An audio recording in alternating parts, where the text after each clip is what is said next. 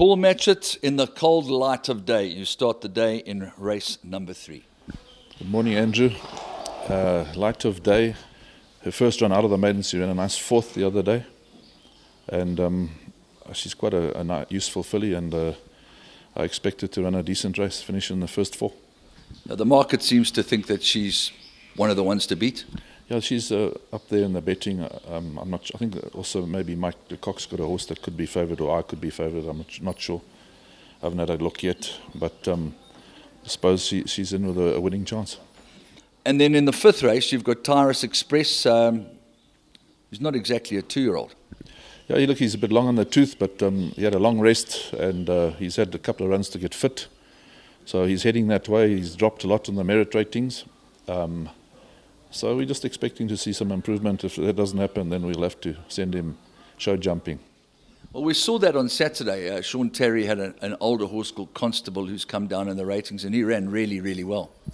That's right. You know, the horse, he is a winner of about 5 or 6 races. So he has ability, he's looking well, and we just hope for the best. Vasilicos and Guapo are your 2 representatives, completely different horses in terms of their experience. What are you expecting? So let's start off with Guapo. Vasilicos is just, went a bit wayward the last 2 starts, but he's back from Durban, and he's had a run here. I'm sure his fitness now will improve. He won a good maiden in Durban, so we are expecting an improvement and a decent run. I think Guapo won his maiden, won it quite nicely. He's well weighted, low merit rating, so let's just hope they can follow up decent runs after winning their maidens. And then Smith & Wesson is your sole runner in race 8 after some good form in KwaZulu-Natal. He didn't disgrace himself at all last time out.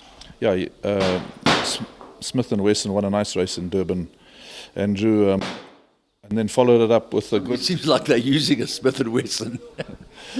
He followed up a good run after his maiden in Joburg, ran 4th. In stormy seas, comes quickly at Smith & Wesson. Outside is Dancing Dora, growing wings. Dancing Dora in a drop of a hat has put them to bed and wins going away. Trust the Fire. Esquivel run 3rd and Smith & Wesson was in 4th.